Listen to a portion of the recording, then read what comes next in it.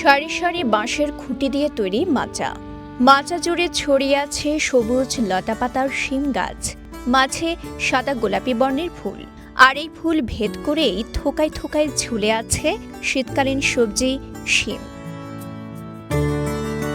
পার্বত্য জেলা খাগড়াছড়ির পানছড়ি উপজেলার আলপথ আর ফসলি মাঠ জুড়ে এখন আবাদ হচ্ছে শিম।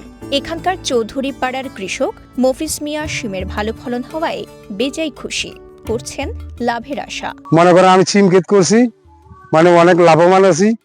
এই 4-5 ঘন্টা জায়গা হইবে আর কি। আমার সিমটা অনেক ফুল ফুটছে, অনেক ভালো হয়েছে। হ্যাঁ, অনেক লক্ষণও ভালো দেখা যায়। কৃষক মফিজ মিয়া 10% জমি বর্গা নিয়ে এবার আবাদ করেছেন শিমের। চলতি মৌসুমে ফলন ভালো হওয়ায় আগেভাগেই বাজারে শিম বিক্রি করে ভালো দাম পেয়েছেন তিনি। অনেক টাকা আমার বিক্রি হয়েছে। কপি লাগাইছি, আলু লাগাইছি, হ্যাঁ, ধানের ফসলও করতে আছি। কৃষি কাজ নিয়ে আমি ব্যস্ত আছি। কৃষক মফিজ মিয়া শিমের পাশাপাশি আবাদ করেছেন অন্যান্য ফসলাদিও। সব মিলিয়ে এবছর ভালো ফলন হবে এমন আশা তাঁর। ফসল আবাদে কৃষক মফিজ মিয়াকে সহযোগিতা করেন তার নাতি রিয়াদুল ইসলাম জিহাদ। মাদ্রাসা পড়ুয়া জিহাদ পড়াশোনার পাশাপাশি নিজের নানাকে কৃষিকাজেও সময় দেন। এটা আমার নানার ক্ষেত, সিম অনেক ভালো হয়েছে। যেদিন আমার মাদ্রাসা বন্ধ থাকে ওই দিন আমি নানার সাথে জমিনে সহযোগিতা করি।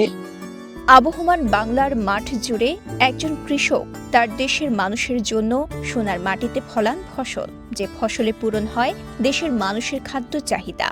আসুন আমরাও কৃষকের পাশে দাঁড়াই, নিজেরাও কৃষিতে স্বনির্ভর হই। পার্বত্য জেলা খাগড়াছড়ির পানছড়ি থেকে শাহজাহান কবির সাজুর পাঠানো তথ্যচিত্রে সাফা মারওয়া, কালের কণ্ঠ, চট্টগ্রাম।